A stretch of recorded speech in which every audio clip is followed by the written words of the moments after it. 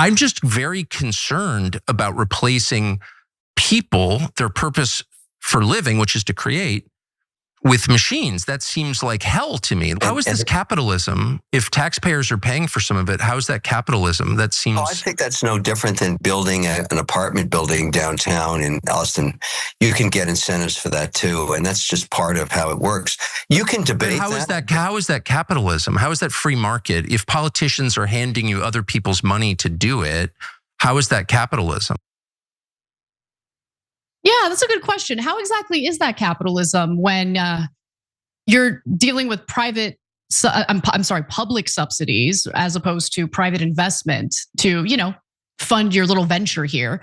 Now, Tucker Carlson decided to spar with Kevin O'Leary, otherwise known as Mr. Wonderful. He's a Canadian businessman, and the topic of discussion was AI, specifically AI data centers, and the impact of AI on the American workforce. What really stood out to me, though, throughout this entire conversation/debate was honestly O'Leary's lack of concern for American jobs, American workers, and his sense of entitlement when it comes to tax breaks and subsidies. And also the reality that Tucker, really is worried about AI. And I say the reality because a lot of people think that it's all for show, he's a phony, he's a fake. I don't get that sense when it comes to certain topics. And this topic is one of them. Now, why do I say that? Let's go all the way back to 2018, when Tucker Carlson was discussing this topic with Ben Shapiro. You make specific reference to truck driving and the fact that there are going to be these automated cars on the roads. So would you, Tucker Carlson, be in favor of restrictions on the ability of trucking companies to use this sort of technology specifically to, sort of artificially maintain the number of jobs that are available in the trucking industry? Are you joking? In a second. In a second. And I maybe would make up some pretext for public consumption, like, they're dangerous. The technology is not quite finessed. No. But the truth would be, I don't want to put 10 million men out of work because you're going to have 10 million dead families, and the cascading effect from that will wreck your country.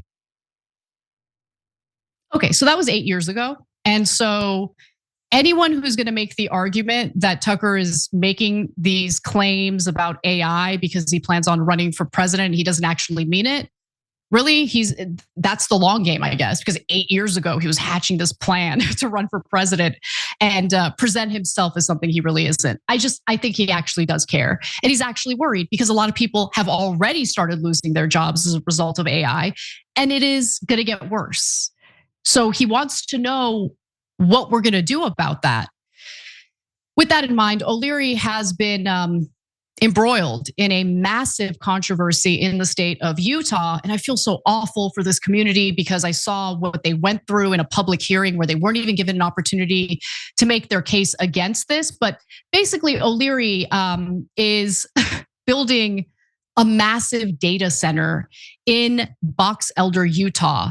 So he has purchased 40,000 acres in order to do this. During his debate with Tucker, he's like, maybe we don't really need all that land. Maybe we could develop something else on that land. Okay. The project was recently approved by Box Elder County commissioners despite protests from members of the community, because members of the community don't matter. Okay, when it comes to government, whether we're talking about local government, state government, federal government, they don't care about us. All they think about is money, business investment. And remember, we're talking about an AI data center here. So the same claims and BS that we've heard time and time again about how we must subsidize this because it's going to provide jobs. The whole point of AI is to do away with human labor to maximize profits for companies. That is the point. So how are you going to recycle that same BS talking point? Anyway, we're going to get to that. So the local community in Box Elder, Utah has been protesting this data center aggressively. I kind of love their spirit, to be honest. And they're concerned about the loss of jobs, the amount of energy this data center will require, surveillance, and the amount of land that this requires. And they're also worried about the impact on the environment, as O'Leary's proposed data center will require 9 gigawatts of energy to function when it's fully built. If you're wondering, I don't know what 9 gigawatts means. How much energy is that?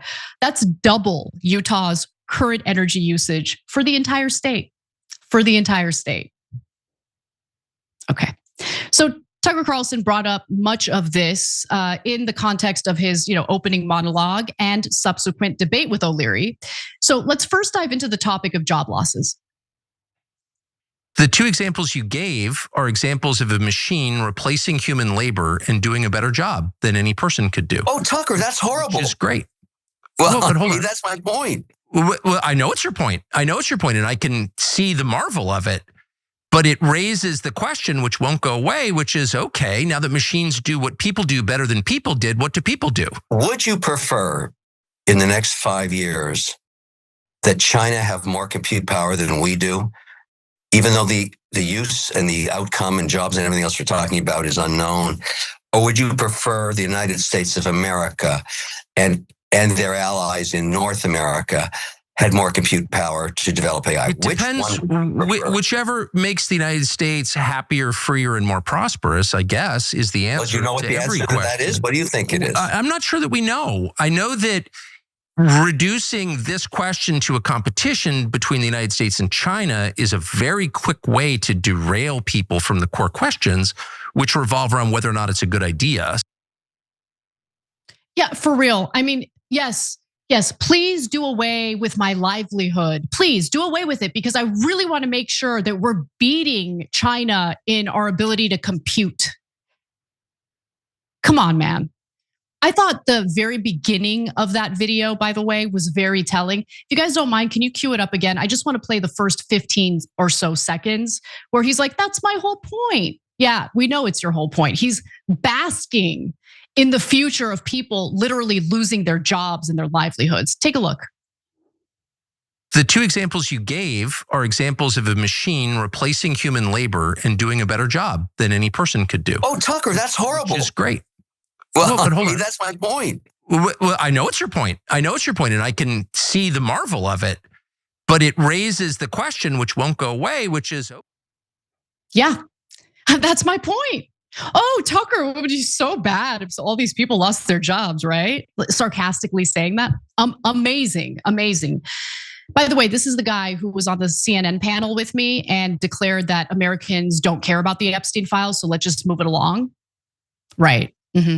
So Tucker later answers O'Leary's question and makes a pretty great point about, in my opinion, it's a great point about UBI, universal basic income, replacing, an earned paycheck.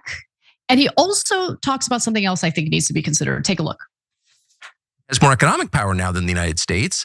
Probably has more military power. I didn't want either of those things to happen. I'm a little bitter at the American business community, which allowed them to happen, but they happened. So here we are. There's not much I can do about it. My focus remains, however, on, is it good for the United States? Is it good for us? Does it make people happy? And I don't understand what people are going to do for a living if machines are going to be able to do most things that people currently do better than people do them. Like, what is the answer?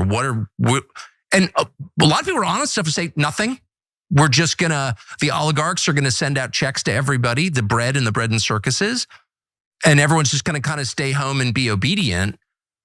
But I don't know that is a good idea, and I don't know. I think you're raising a great point. It's a wonderful debate, and it's certainly going on. But it's analogous to the narrative that must have been happening back when the Model T Ford rolled off the assembly line, and everybody that had a buggy looked at it and said, "Oh no, this is going to wipe me out, and there'll be no work for me." Okay, that's a stupid point. What O'Leary said there was stupid, and he thinks we're stupid enough to buy it. So the Model T wasn't created because Henry Ford was like, oh, I really want to do away with human labor, so let me build a car. That's not what happened. In fact, the development of automobiles led to manufacturing jobs in the United States. That is true. And of course, enhanced our ability to travel. The whole point of AI is to make human beings irrelevant, to make labor irrelevant. The other thing about AI that I'm really worried about is I feel like it's already making people dumber. Because rather than use your own critical thinking skills, rather than engage in the art of writing something yourself, which stimulates your brain, let me ask Grok. Let me ask Grok. Hey, Grok, is this true? How about you think for yourself? How about you learn the craft of actually researching something and finding credible sources? But no, everyone just wants easy answers, and those easy answers are going to screw you.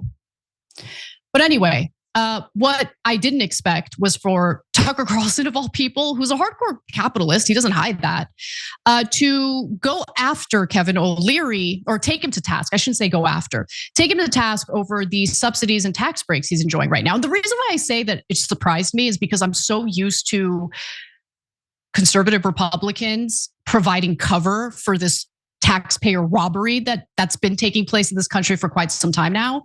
And I'm glad he's now speaking out against it pretty vocally. So take a look.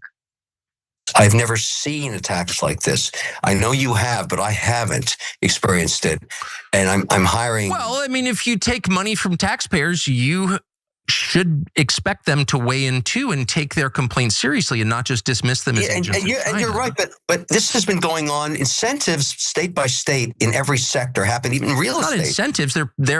It's a forced transfer of wealth from taxpayers to people who are richer than taxpayers. So, like, no, they're not. Of course, they have you get a tax break to create 2,000 jobs, and the taxpayer wouldn't do it if it wasn't the long-term outcome. The taxpayer has no choice. The taxpayer has no choice. They could say no. That's not what happened. Well, they tried to say no to this data center, and they got laughed at. And then the governor, Spencer Cox of Utah, who really is a kind of living symbol of our ruling class, said that the state has an obligation to do this, and basically, as you are doing, waved away concerns as like foreign propaganda, when I think they're probably non-crazy people who live in Utah are like, why is this good for me?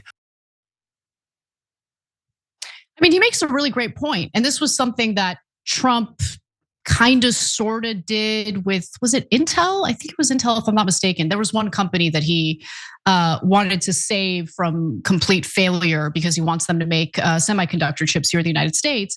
But the argument was, if we bail you out, well, then, this country has a stake in the game, right? We like own shares of your company, which I think is the right way to do it if you're going to provide capital for private industry. Taxpayer capital for private industry should result in us owning shares of that company. It's not that difficult. It doesn't have to be that way. If you want to be privately funded entirely, great. But you can't make the argument that like, oh, these tax incentives, it's because we're creating jobs. No, you're not. The whole point of AI is to prevent human labor, prevent a situation where humans are getting paid for their work because they'll be replaced by AI-powered robots. I see them all over the street already. Can't stand those ugly ass Waymos with their disgusting cameras pointed in every freaking direction. And those stupid little carts, those Palantir carts delivering food. I want to kick them into the street every single time I see them. But nonetheless, I just noticed that O'Leary has no real answers to the questions that Tucker Carlson is asking. And he's currently going on like a media tour in order to, trick people into thinking this is great. This is actually a great thing. It's actually awesome that your power bill has increased significantly because there's a data center in your community. But my favorite part of this entire debate was O'Leary pretending as though Americans absolutely love the development of AI. And all of this controversy surrounding my own AI data center in Utah is totally manufactured by China. I love saying China like Trump. Anyway, take a look. Let me give you some names here, Tucker. Party for Socialism and Liberation. Apparently shares offices with the CPP. All over my social media. Okay, wait, let me just stop you there. So if you're saying that you're being criticized by agents of a foreign government, let me just add my empathy, in fact, having been the subject of that, quite a bit over many years. I'm well aware. If you're that concerned about the Chinese, what percentage of the materials in the data center come from China? Less and less all the time. That's one of the things the administration is trying to do. The turbines, are European made or American made. The pipelines are obviously American made. The chips are certainly American made. The actual build out of the facilities mostly American made. I don't think there's a whole lot of, we're not mining Bitcoin here. So right. No, I mean, I think I read it's about 40 or 41%. So it's I mean, China is benefiting from, most purchases that most of us make because it's the world's largest manufacturer. And that would also include the construction of data centers. Kind of reveals the whole shell game here, right? The whole argument about how we have to do this to compete with China kind of collapses as soon as you figure out how much China benefits from building AI centers here in the United States. Fascinating. Really interesting stuff. And to O'Leary's paranoia about, China's behind this. Gabby Finlayson, who's one of the community members protesting O'Leary's data center in Utah, put out a statement in a video mocking O'Leary, as she should do, because, just total clown show.